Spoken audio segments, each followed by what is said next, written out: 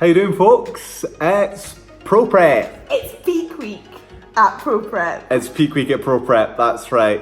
We're in the midst of it. We're... Well, it's peak week for this one over here. For this guy right here. And here. I'm kind of living and breathing every second of it as well. Literally.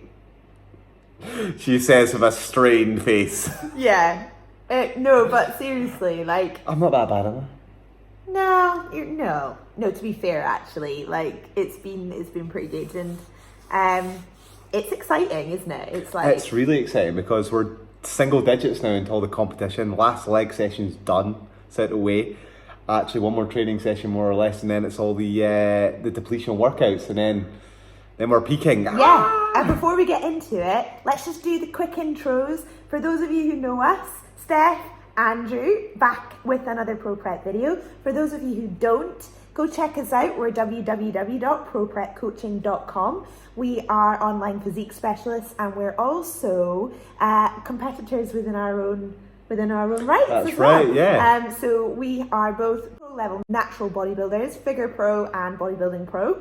And we are taking you guys along our passion for bodybuilding, all things nutrition, fitness, health, you name it, we discuss it, talk about it.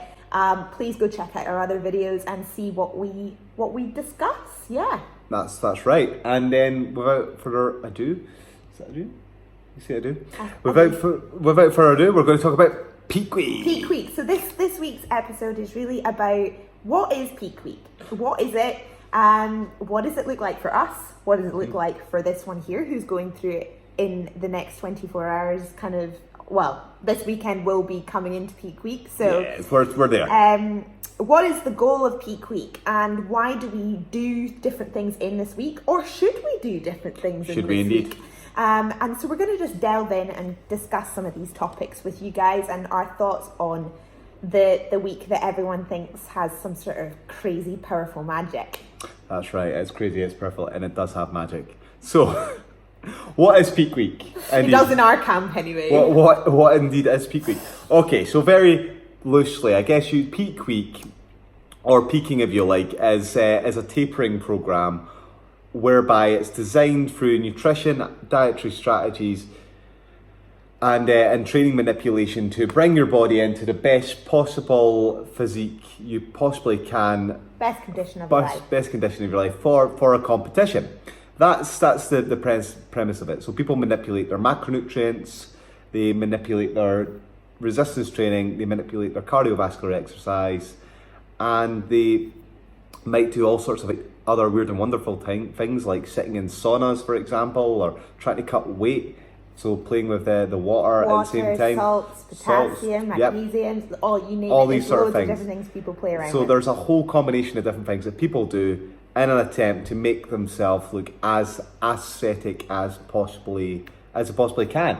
So I think when you talk about peak week, it's important to talk about a few sort of definitions from sort of bodybuilding style of things. So when we talk about people being flat, what do we mean, Steph?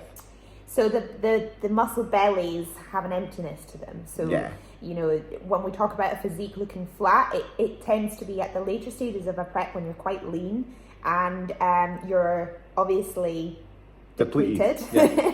And you have maybe not got as much carbohydrate in the muscle, the body's not got as much energy in it, so therefore the body has a kind of flat look to it, which is exactly why it's called looking flat.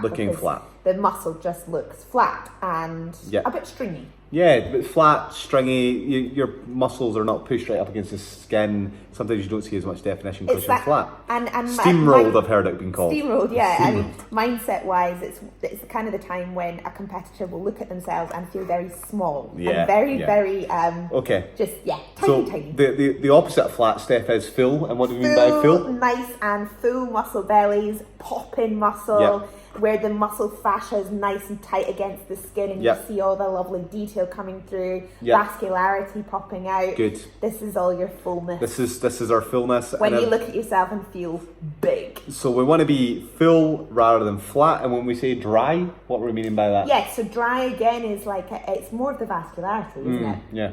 So a dryness to the physique. We can include hard in this definition as well. Dry and hard. Dry and hard, when the skin is really tight again to the muscle fascia and you're looking dry. You look extremely dry. The water, there is no water between the muscle and, and how the would you skin, describe yeah. that? So Skin your and the subcutaneous muscle, water it's really Subcutaneous low. water is Your not skin's there. really tight looking. So you look kind of translucent. and then when the you're opposite of leaving that is, I mean, we talk about watery and cloudy, and what do we mean by that? Watery and cloudy, well, it's the opposite of obviously dry and hard. So Yeah. you do have subcutaneous fluid, and you are holding a lot of water and fluid retention around the muscles. So, and that you can sort of see that when, like, let's just take an everyday person, for example. If you go out on a massive binge of food or drink, and then you wake up the next day and you feel like you're just holding a lot of water. Women experience it around their menstrual cycle, around that time of the month. Watery. That's the best way of describing it. So maybe too much electrolytes, sodium, things like that. That can make you look a little bit watery potentially. So we've got flat, full, dry, hard, watery, cloudy, blurry. I mean, the watery and cloudy stuff is really interesting because people sometimes confuse. They'll say you're watery or cloudy, and it's as an explanation for someone just being a bit out of shape. Still fat. Still fat. Let's just be totally. And the last one you maybe want to talk about is maybe bloated. I think that's fairly self-explanatory. So your waist is not streamlined, you're bloated, bloated potentially looking. So those are the sort of things we're talking about in terms of definitions. Obviously we want to be streamlined in the waist, so not bloated. We want to be full, not flat. We want to be dry and hard, not cloudy and watery. And those are the goals of Peak Week essentially. That's what we're trying to do, and that's why we manipulate our dietary intake, our training, etc., to try and control those sort of variables. Now, peaking, it's an interesting thing. People get really emotional about it, Like you get like people in hardcore camps like, this definitely doesn't work. Don't change absolutely anything. And I sort of think it's a little bit like you're being disingenuous because it's like, well, we've all been on a night out and we've all drunk a bit too much alcohol and woke up the next day and you can see that you're much, much tighter. You're a little bit dehydrated. So right away off the back of that, and we've all eaten too much and got bloated or had a lot of salt and been really dry off the back of it. So you have to be acknowledged that foods and training plans can change the way you look. So to say that peaking doesn't work is, like I say, it's disingenuous because it's a case of, well, you could manipulate things a little bit and it would still work. It's just to the extent in which you want to manipulate it, where you want to call it peaking or peak week or... And this is very dependent on the class you're doing as well. So you know, sure. a competitor in the bikini class is not going to do what a bodybuilder is going to do. Absolutely. So I think first off, we've got some definitions. Peaking does work because people do it, and they wouldn't continue to do it if it didn't work. I mean, it wouldn't stay within the bodybuilding fraternity if these things didn't work, because they'd fall by the wayside. Absolutely, because that's how things are. Great point. Now, a peaking plan looks very different for someone taking part in the bikini class compared to someone taking part in the bodybuilding class. It also looks really different from someone competing at local level all the way up to international level in terms of what you need to do. And the reasons are because you don't need it as an extreme look when we're taking part in that bikini class. Would you agree? Compared to the bodybuilding class. So you don't need to have that crazy vascularity, you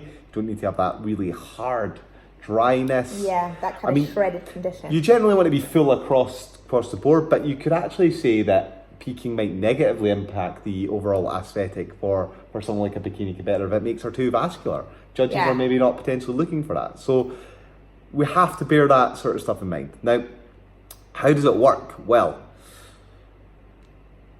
in terms of carbohydrate loading, because that's what a lot of people do, it's based around this principle of supercompensation or glycogen supercompensation. So what you do is, it's kind of like this.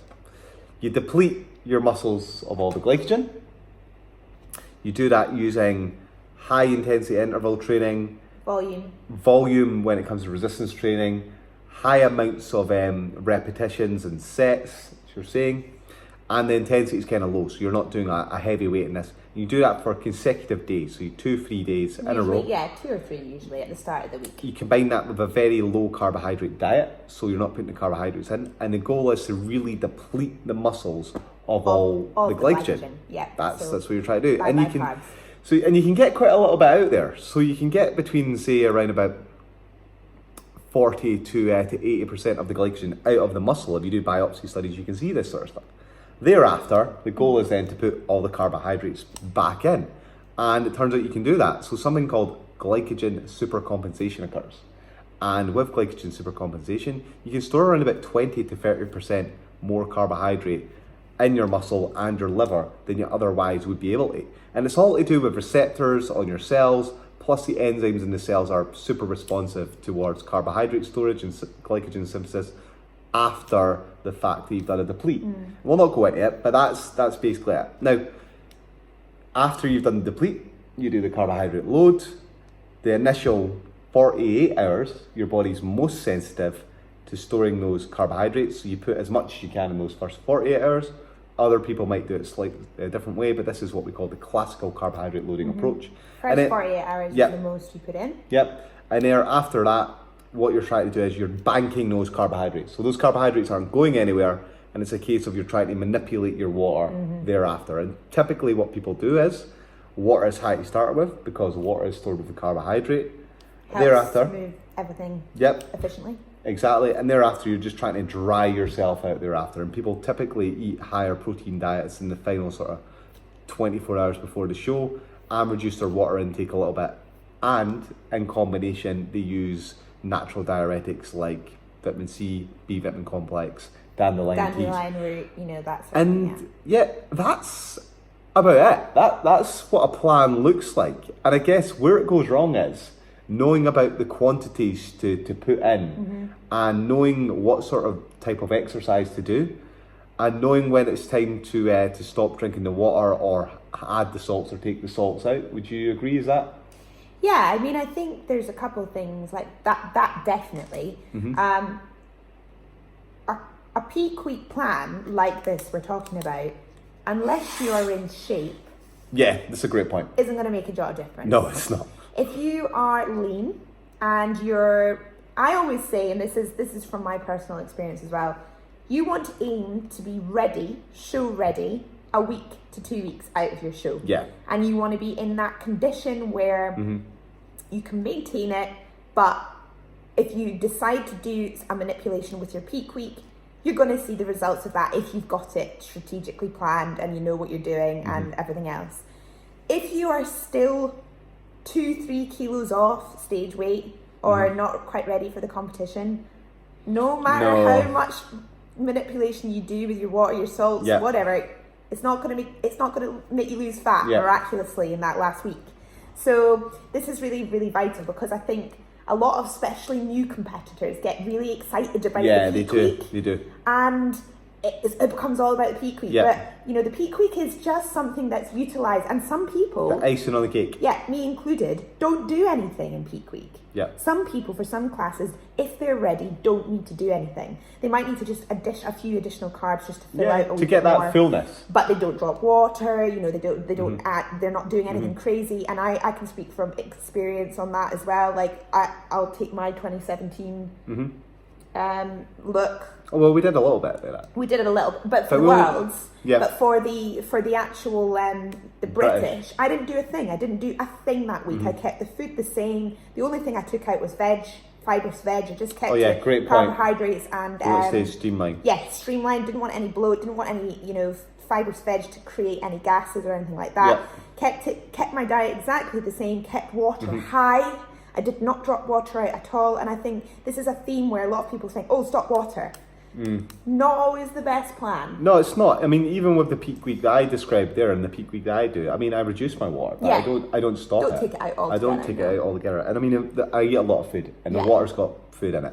So, I mean... So, I mean, it's individualised. We're experienced competitors, so we're very familiar with the peaking process, and I know how to write a peak plan for someone. I would say where it goes wrong as well as someone trying to put the plan together without knowing how to do it. And really, you want to rely on a coach to help you if you're not sure how these plans go together. So you want to speak to people. And Big Dave's program's not going to work for wee Sean, So because they might be completely different sizes, and they might have diet completely differently through the process.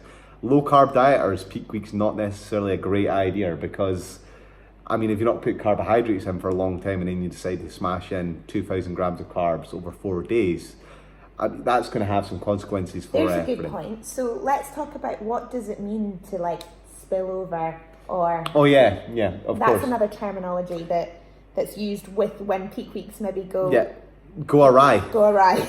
So when we're talking about spilling over, and sometimes actually, we talk about spill over, you get that cloudy look, that watery look.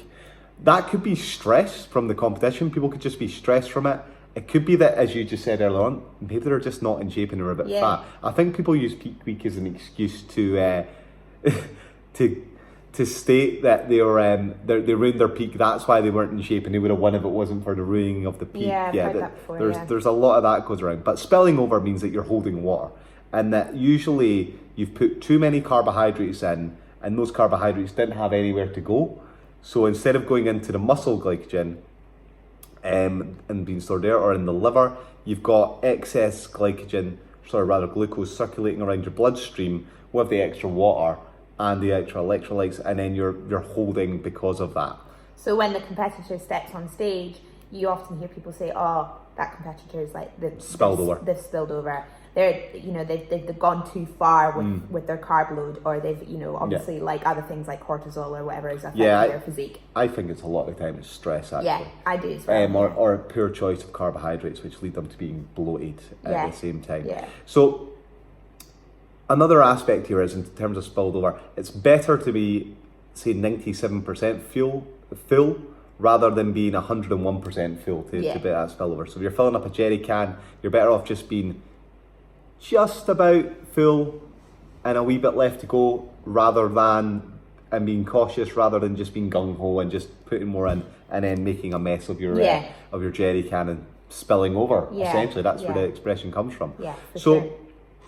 A lot of things we've talked about here. Like I said, if you're unsure about how to actually do a peak, and peaking is something you're interested in, chat to us. Speak to some coaches. Yeah, come and talk to us. We write these things all the time. I've wrote a great paper on it. I think it's a seminal paper on peaking. Check it out. It's published in a journal called Sports, and it's peaking strategies of natural bodybuilders, where I've documented exactly how you can potentially do it. Now, aside from that, peaking plans that probably don't work. These are always fun. So what's your fails. Epic fails. What's a good one, Steph? Don't down a bottle of Bacardi or a bottle of wine the night before, or that's a good as one. I've seen on the day. Just don't do it. Don't do it to yourself. I've seen folk get absolutely smashed on face. stage. I've seen people drunk on stage. And do you know what? I've seen them drunk on stage. I think some of it's Scottish. There was a couple of you were at that, but there was a couple. Honestly, God, just look, the whole drinking wine thing. It's to dry you out, and again, it kind of does work. That has to be in tandem with a dehydration protocol that you've got strategically planned. You can't just go and decide I'm just going to drink a bottle of wine the night before. Also, please try these things out. Test them in advance. See if they work. Just rather than making the first time you try it the day before the show on the show. Let's just see how this works. God.